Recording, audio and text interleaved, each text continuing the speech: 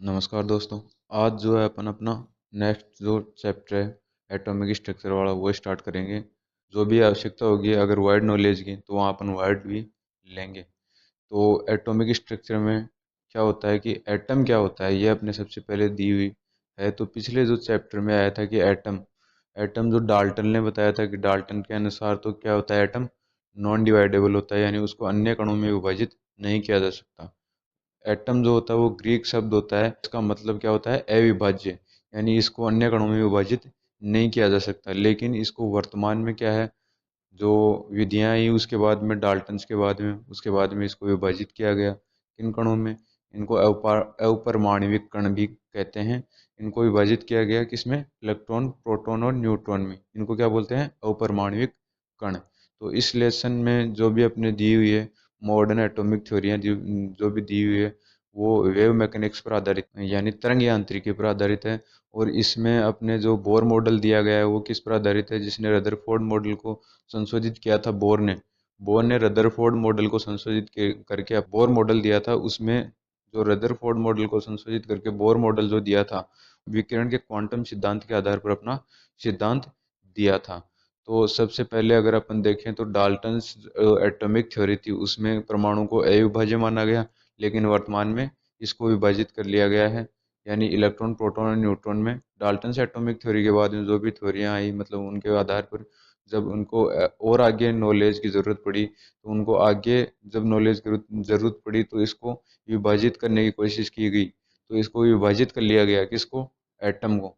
तो इसमें एटम को तीन पार्ट में विभाजित किया गया, इलेक्ट्रॉन प्रोटॉन और न्यूट्रॉन में। इन्हीं तीन चीज़ों के बारे में अपन इस लेसन में पढ़ेंगे। तो सबसे पहले पढ़ेंगे अपन इलेक्ट्रॉन। जो इलेक्ट्रॉन की खोज हुई वो थॉमसन के द्वारा की गई, जे थॉमसन के द्वारा।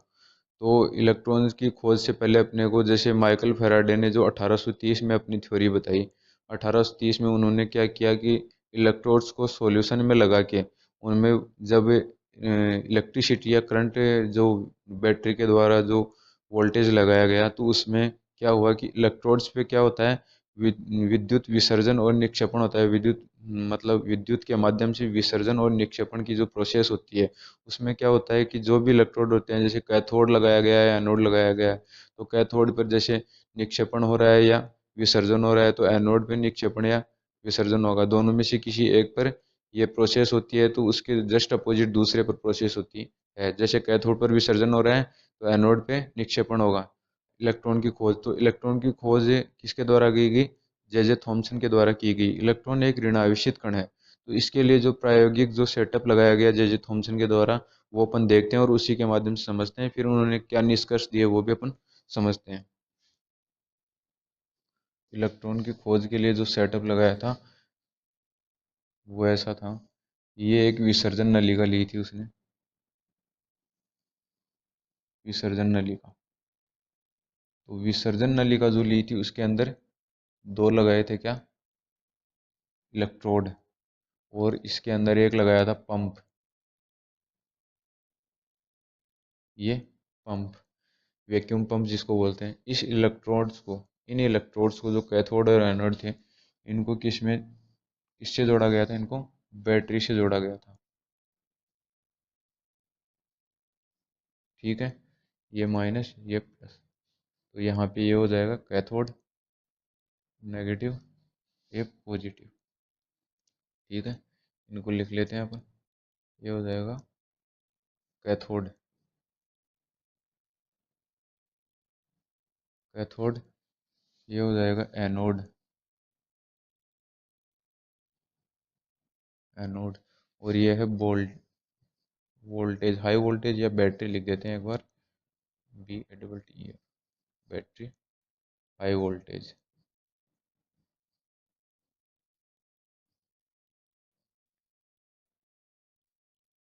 High voltage. और ये है वैक्यूम पंप, यहाँ पे क्या लगा हुआ है, वैक्यूम पंप। तो इस वैक्यूम पंप का तो क्या काम होता है कि यहाँ पर जो भी गैस भरी हुई है उसके दाब को नियंत्रित करना। अपने को कम दाब चाहिए या ज़्यादा दाब चाहिए, उस हिसाब से उस दाब को नियंत्रित करेंगे। ये अपना कैथोड, कैथोड वैक्यूम पंप और एनोड। तो इस वैक्यूम पंप के माध्यम से अपन क्या करते हैं, इसके अंदर जो भी गैस भरी हुई रहती है उसको उसके प्रेशर को कंट्रोल करते हैं कि निम्न दाब लेना है, उच्च दाब लेना है, मीडियम प्रेशर लेना है, कैसे लेना है। और इस बैटरी के माध्यम से क्या करते हैं, वोल्टेज को कंट्रोल करते हैं। तो ये बैटरी जो ली गई थी उसकी 10,000 वोल्ट के लगभग थी। 10,000 वोल्ट, 10,000 वोल्ट। और जो प्रेशर वैक्यूम पंप के द्वारा जो डेवलप किया गया था वो कितने कितने का था, 10 की घात -2 से 10 की घात -3 mmHg तक।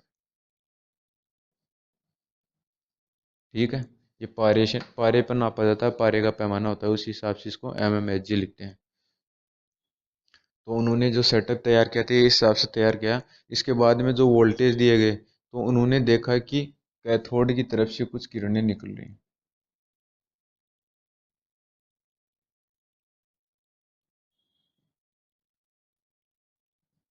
जब उन्होंने वोल्टेज लगाया तो कैथोड की तरफ से कुछ किरणें या कैथोड किरणें जो निकली थी वो कहाँ गई, एनोड की तरफ गई। एनोड की तरफ गई। लेकिन ये जो किरणें थी ये सामान्यतया दिखाई नहीं देती हैं सामान्य आंखों से। तो उसके लिए उन्होंने एक प्रयोग किया था। तो दूसरी बार में जब उन्होंने देखा, दूसरी बार में उन्होंने क्या किया, इसको क्या किया, छिद्रित कर दिया एनोड को। इसको छिद्रित कर दिया और यहाँ पीछे क्या लगा दिया, जिंक सल्फाइड जेड लगा दिया। यहाँ पे जेड लगा दिया, जिंक सल्फाइड का एक पर्दा लगा दिया। तो जब ये किरणें इस जिंक सल्फाइड से टकराती हैं, इस एनोड के पीछे जाकर यहाँ टकराती हैं, तो ये दीप्ति उत्पन्न करती हैं, यानी चमक उत्पन्न करती हैं। इसको बोलते हैं, जिंक सल्फाइड को क्या बोलते हैं, स्फुरदीप्ति पदार्थ या प्रतिदीप्ति पदार्थ, जिसके कारण ये चीज़ उत्पन्न होती है। यहाँ से ये कैथोड किरणें निकलेंगी और इस एनोड को पार करती हुई कहाँ पे जाएंगी, यहाँ एनोड पे, एनोड के पीछे जो पर्दा लगा हुआ है जेड का, या जो प्लेट लगा रखी है अपने जिंक सल्फाइड की, इस पे जाके टकराती हैं और प्रतिदीप्ति उत्पन्न करती हैं।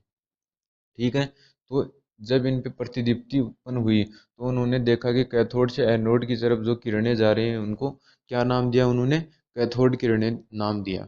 ठीक है। ये जेड जो है, ये जिंक सल्फाइड या स्फुरदीप्ति पदार्थ जो हैं, ये अपने टीवी में भी यही कैथोड किरण नलिका ही लगी हुई होती है। जो पर्दा लगा हुआ था आगे, यहाँ से जैसे अपन चित्र देखते हैं, इधर से बैठ के टीवी देख रहे हैं, तो पीछे जो जेड का लेप लगा हुआ था, इस पर्दे के पीछे जेड का लेप लगा हुआ होता है। और यहाँ क्या लगी हुई होती है, कैथोड किरण नलिका लगी हुई होती है। तो वो कैथोड किरण नलिका से कैथोड से जो निकलती हैं कैथोड किरणें, वो पर्दे पे आके टकराती है, वहां पे प्रतिदीप्ति उत्पन्न होती है और इधर अपने को क्या दिखाई देते हैं, चित्र दिखाई देते हैं। ये इनका जो इलेक्ट्रॉन की खोज किन्होंने की, जे जे थॉमसन ने, जे जे थॉमसन। ठीक है। अब इनके जो निष्कर्ष थे वो अपन लिख लेते हैं। थॉमसन ने इस प्रयोग से निम्न निष्कर्ष निकाले, निम्न निष्कर्ष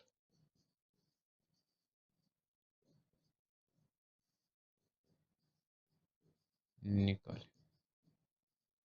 सबसे पहले अगर अपन देखें तो कैथोड किरणें निकलती हैं जो एनोड की तरफ सीधी रेखा में गमन करती हैं।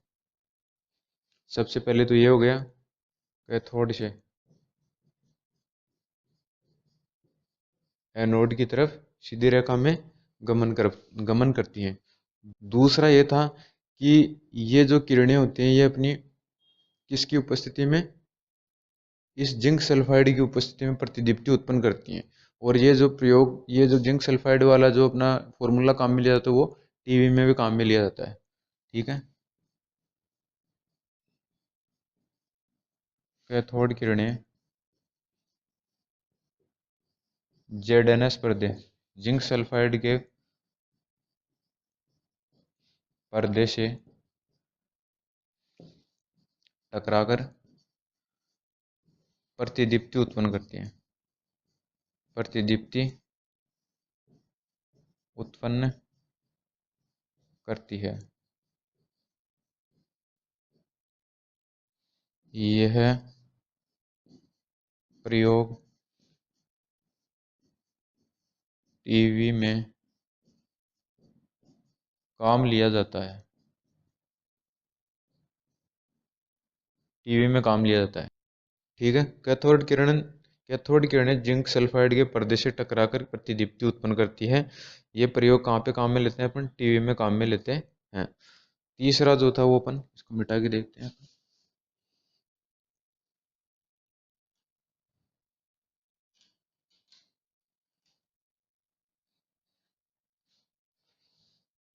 तीसरा जो उन्होंने दिया था कि विद्युत क्षेत्र और चुंबकीय क्षेत्र की उपस्थिति में, अनुपस्थिति में सॉरी, एब्सेंस में क्या करती हैं ये किरणें? सीधी रेखा में गमन करती हैं। ये तीसरा हो गया।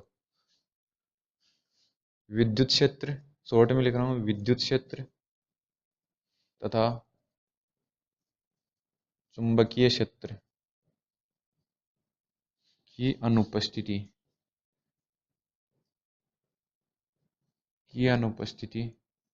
में कैथोड किरणें सीधी रेखा में गमन, ठीक है, शॉर्ट में समझ आना, सीधी रेखा में गमन करती हैं। चौथा हो जाएगा कि विद्युत क्षेत्र या चुंबकीय क्षेत्र की उपस्थिति में ये ऋणावेशित कणों के समान व्यवहार करती है। इससे सिद्ध क्या होता है कि कैथोड किरणें किससे बनी हुई है? ऋणावेशित कणों से बनी हुई है। उन पर ऋणावेश होता है जिनको, और इन ऋणावेशित कणों को क्या कहते हैं अपन? इलेक्ट्रॉन कहते हैं। ठीक है। कैथोड किरणें किसके समान व्यवहार करती है? कैथोड किरणें ऋणावेशित कणों के समान, ऋणावेशित कणों के समान व्यवहार दर्शाती है। ये ऋणावेशित कण इलेक्ट्रॉन कहलाते हैं। ऋणावेशित कण क्या कहलाते हैं? इलेक्ट्रॉन कहलाते हैं। इलेक्ट्रॉन कहलाते हैं। ये ऋणावेशित कण इलेक्ट्रॉन कहलाते हैं। नेक्स्ट जो है, ये जो इलेक्ट्रॉन या कैथोड किरणें होती हैं, इनका नेचर, इनकी जो कोई भी प्रकृति या गुण जो होते हैं, वो कैथोड किरण नलिका के एक तो जो गैस भरी हुई होती है उस पे, और न ही इस इलेक्ट्रोड, जो इलेक्ट्रोड लगे हुए थे उनके पदार्थों की प्रकृति पे निर्भर करते हैं। यानी पदार्थ की प्रकृति पर निर्भर नहीं करते,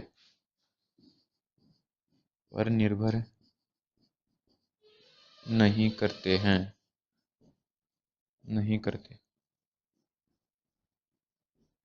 कैथोड किरणों या इलेक्ट्रॉन्स के गुण जो होते हैं, विसर्जन नलिका में भरी गैस या लगे हुए इलेक्ट्रोड्स के पदार्थ की प्रकृति पर निर्भर नहीं करते हैं। अब जो है इससे नेक्स्ट जो है वो E/m, यानी आवेश और द्रव्यमान का अनुपात, उसके लिए जे जे थॉमसन ने जो क्या प्रायोगिक सेटअप लगाया था वो अपन देखते हैं और उनके गुणों को लिखते हैं। हाँ, तो अपना E/m यानी इलेक्ट्रॉन के आवेश और मास ऑफ इलेक्ट्रॉन का अनुपात।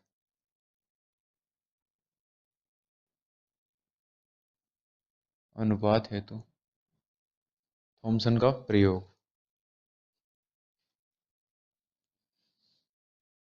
थॉमसन हेतु थॉमसन का प्रयोग। ठीक है। E/me अनुपात हेतु थॉमसन का प्रयोग। तो थॉमसन ने क्या किया था कि विद्युत क्षेत्र और चुंबकीय क्षेत्र दोनों को एक दूसरे के लंबवत अप्लाई करके इस प्रयोग के परिणाम देखे थे।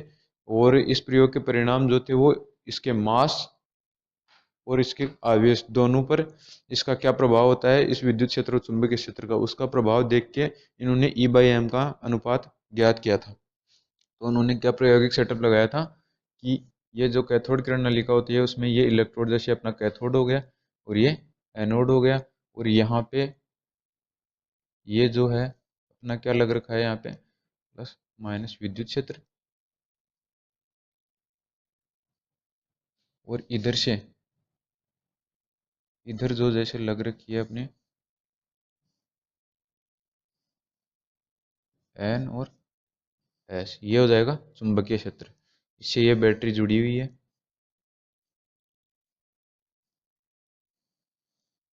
ठीक है। इसमें जो ये नलिका ऐसे ले रखी है उन्होंने, ट्यूब जोड़ी थी,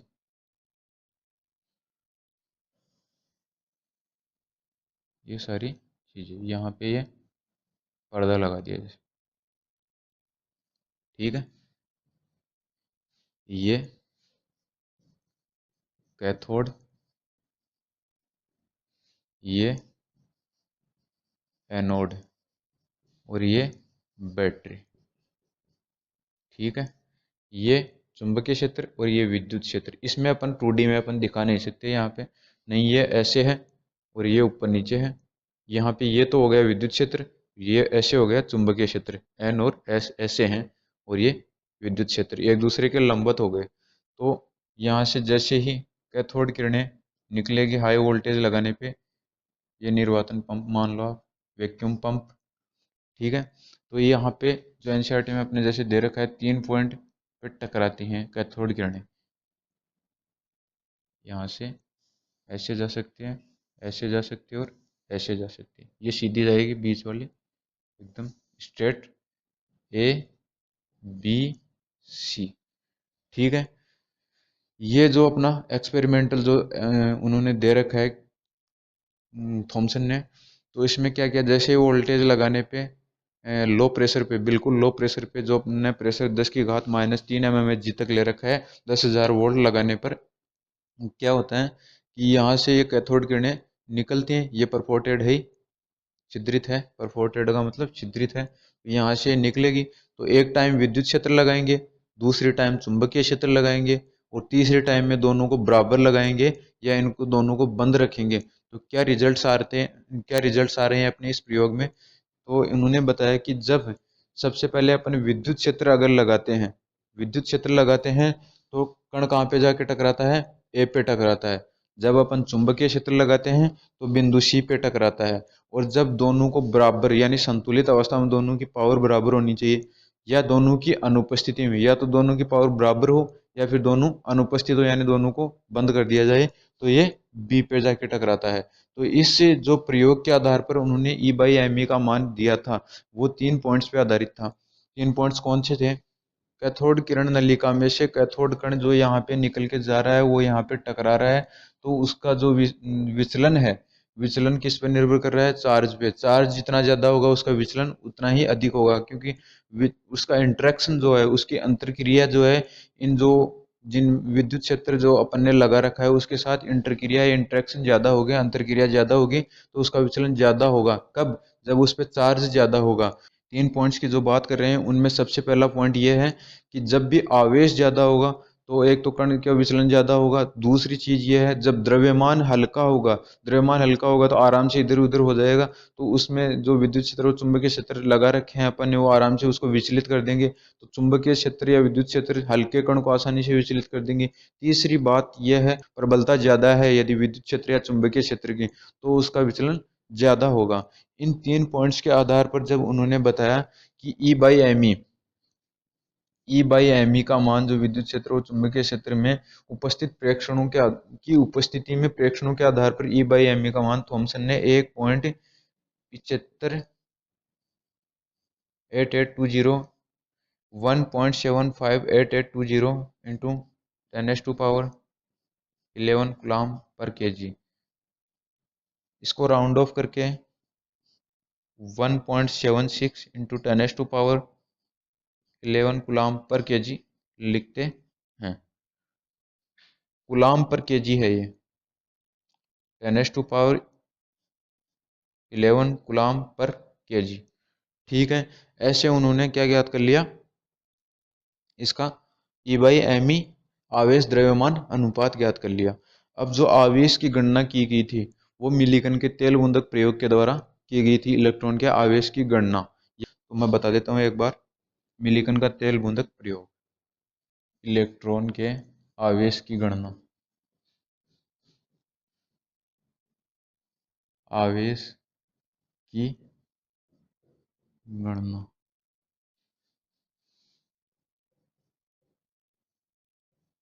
इलेक्ट्रॉन के आवेश की गणना, इलेक्ट्रॉन के आवेश की गणना जो की थी वो मिलिकन के द्वारा, आर ए मिलिकन के तेल बूंदक प्रयोग के द्वारा की गई थी। तो वो प्रयोग अपन बनाते हैं।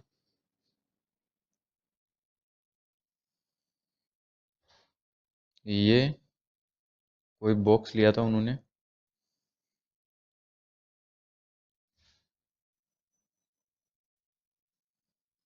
ये बॉक्स ले लिया जैसे उन्होंने, इसके अंदर ये गोल प्लेटें लगी हुई थी।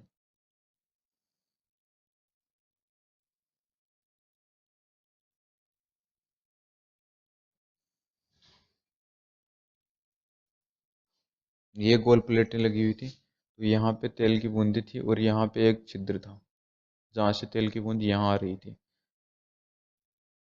ठीक है। इसके अंदर जो छेद था एनोड पे, तो यहाँ पे जैसे प्रेक्षण बूंद है, ये जो अपन ने एनोड ले रखा है, इसमें से होती हुई ये यहाँ पे आती है, इसको बोलेंगे अपन प्रेक्षण बूंद। जिस पे का अपन प्रेक्षण कर रहे हैं, ये हो जाएगा आवेशित प्लेट, पॉजिटिव चार्ज्ड प्लेट, आवेशित प्लेट, प्लस आवेशित प्लेट या एनोड बोल दो एक तरह से, इसको बोल दो नेगेटिव आवेशित या ऋणात्मक आवेशित प्लेट हो जाएगी।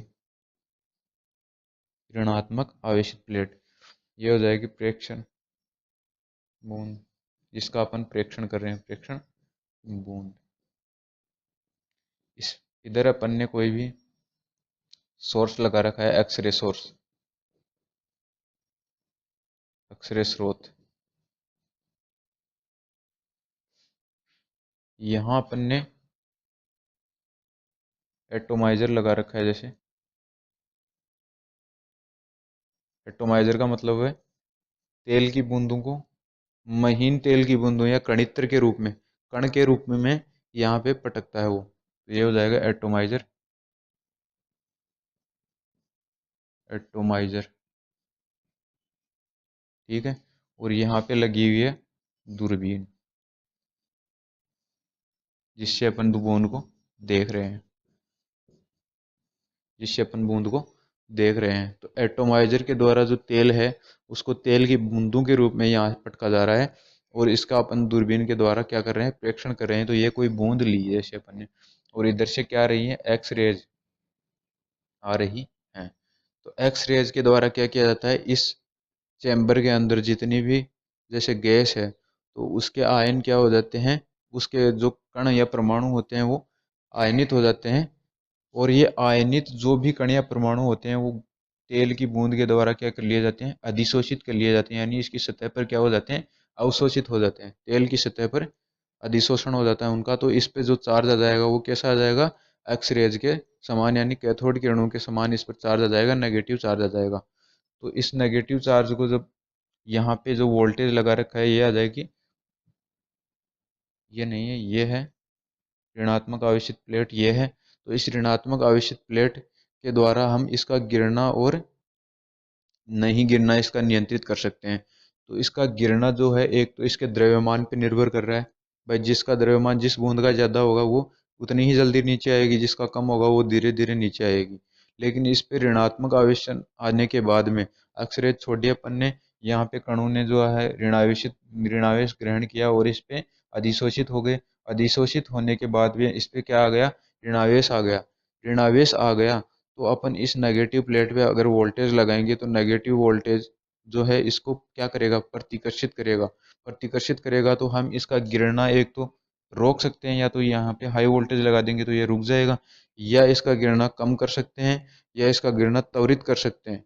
जैसे इसका वोल्टेज बहुत ज़्यादा कम कर दिया तो ये तेजी से गिरेगा, बहुत ज़्यादा कर दिया तो ये प्रतिकर्षित हो जाएगा, और इसको रोक भी सकते हैं यहाँ पे। ये प्रयोग था मिलिकन का तेल बूंदक प्रयोग। तो इस तेल के बूंद पर जब उन्होंने आवेश की गणना की फिर लास्ट में सारे प्रयोग के अंदर, तो उन्होंने पाया कि जो आवेश था क्यू, चार्ज, वो क्या था, एन ई, यानी इलेक्ट्रॉन पर जितना आवेश होता है उसका पूर्ण गुणक था।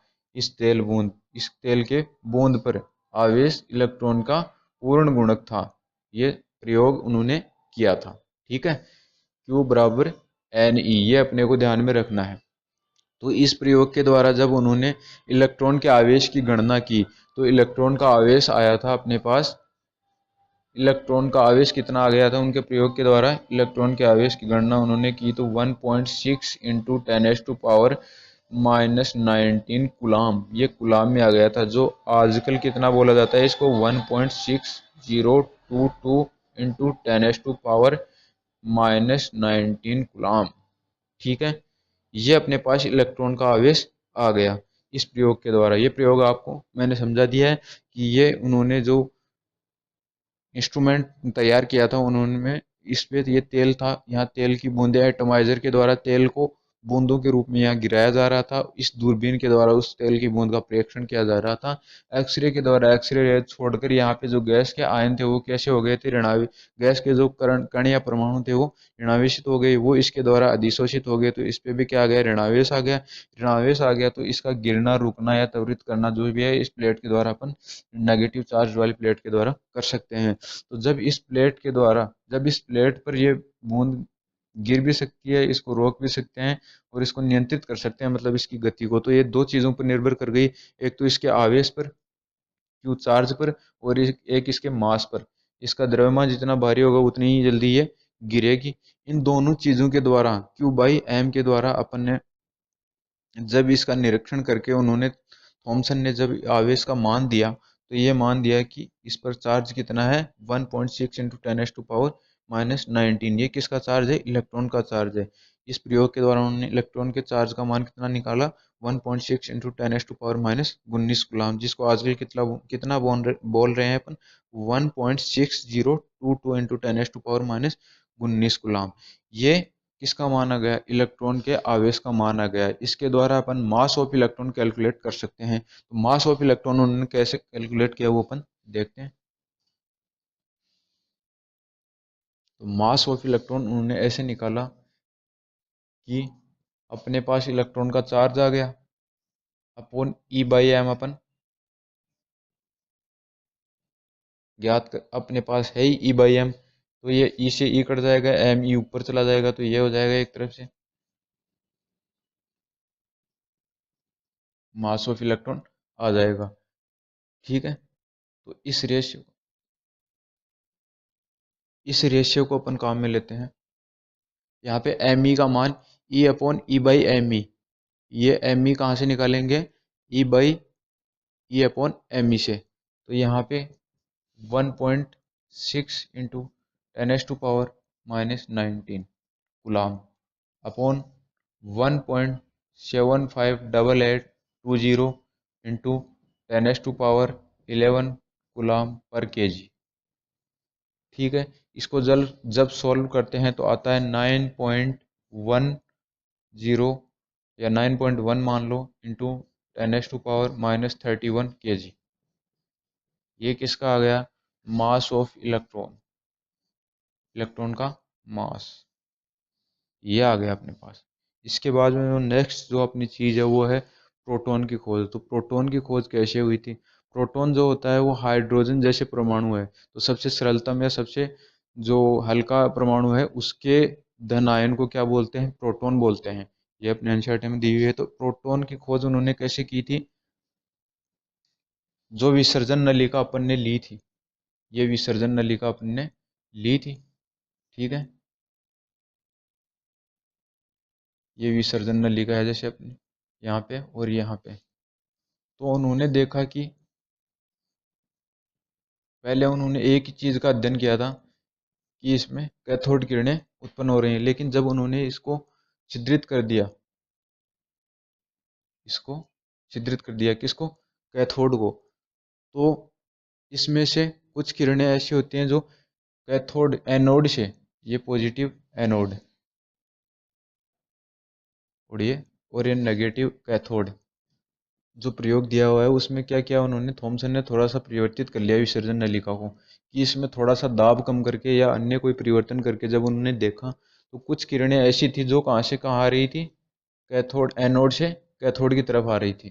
तो उन किरणों की प्रकृति कैसी थी, जो कैथोड किरणें या जो इलेक्ट्रॉन्स थे उनके विपरीत प्रकृति थी उनकी, तो उनको क्या नाम दिया गया, ये किरणें क्या थी, प्रतिदीप्तिशील थी, यानी इनसे गुजर रही थी जैसे यहाँ से ये इसको परफोर्टेड कर दिया अपन ने, तो वो यहाँ पे छाया बना रही थी पीछे जा करके, इन जो भाग थे इनकी, तो छाया बना रही थी, तो ये प्रतिदीप्तिशील किरणें थी और ये एनोड से कैथोड की तरफ आ रही थी। इनको क्या नाम दिया गया, इनके कैनाल से होकर गुजर रही थी एक तरह से ये, तो इनको कैनाल किरणें या ये जो धनावेशित कण या प्रोटॉन नाम दिया गया। किसको, हाइड्रोजन के लिए बोला जाता है प्रोटॉन स्पेशली, लेकिन यहाँ इनको कैनाल किरणें बोलेंगे एक तरफ से, जिनकी जो गति होती है वो एनोड से कैथोड की तरफ होती है। तो इनके 3-4 गुण दिए हुए हैं, वो अपन लिखते हैं। सबसे पहले ये लिखते हैं कि जो एनोड से जो किरणें, एनोड की तरफ से जो किरणें उत्पन्न हुई हैं, उनकी प्रकृति जो होती है वो किस पर निर्भर करती है, इस गैस पर निर्भर करती है। सबसे मेन बात यही है। इसके विपरीत, किसके, कैथोड किरणों के विपरीत, कैथोड किरणों के विपरीत है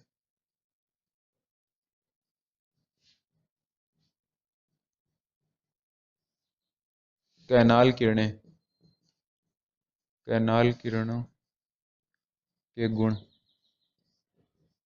कैनाल किरणों के प्रकृति या गुण मान लो, कैनाल किरणों के गुण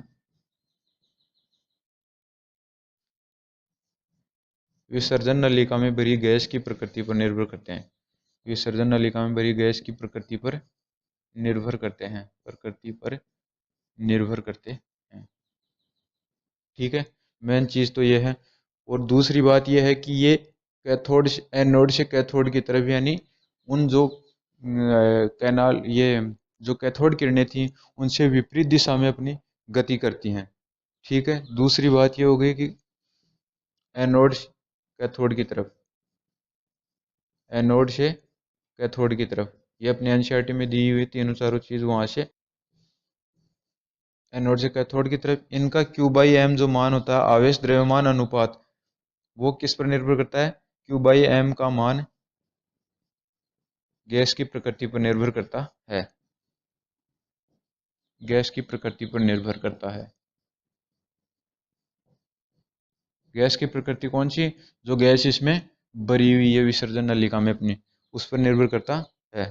चौथा जो पॉइंट है कि जो अपनी कैनाल किरणें हैं, उनकी नेचर विद्युत क्षेत्र और चुंबकीय क्षेत्र में जो प्रेक्षित हुई वो कैथोड किरणों के जस्ट अपोजिट थी। तो इससे क्या प्रतीत हुआ कि वो, उनकी नेचर अगर नेगेटिव है तो इनकी जो नेचर हो जाएगी वो पॉजिटिव प्रकृति की हो जाएगी या धनावेशित प्रकार की हो जाएगी। ठीक है, विद्युत क्षेत्र तथा चुंबकीय क्षेत्र में प्रकृति कैथोड किरणों से विपरीत, कैथोड किरणों से विपरीत। तो इससे क्या सिद्ध हो गया कि ये धनायन हैं और उनकी नेचर क्या थी, नेगेटिव थी। पांचवी बात और लिख लो कि धनायन पर आवेश, धनायन पर आवेश मूल विद्युत आवेश, मूल विद्युत, मूल विद्युत आवेश का पूर्ण गुणक होता है।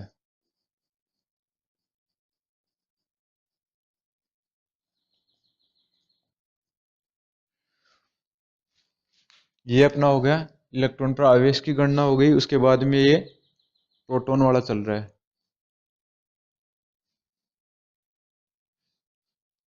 ये अपना प्रोटॉन की खोज चल रही थी, प्रोटॉन की खोज।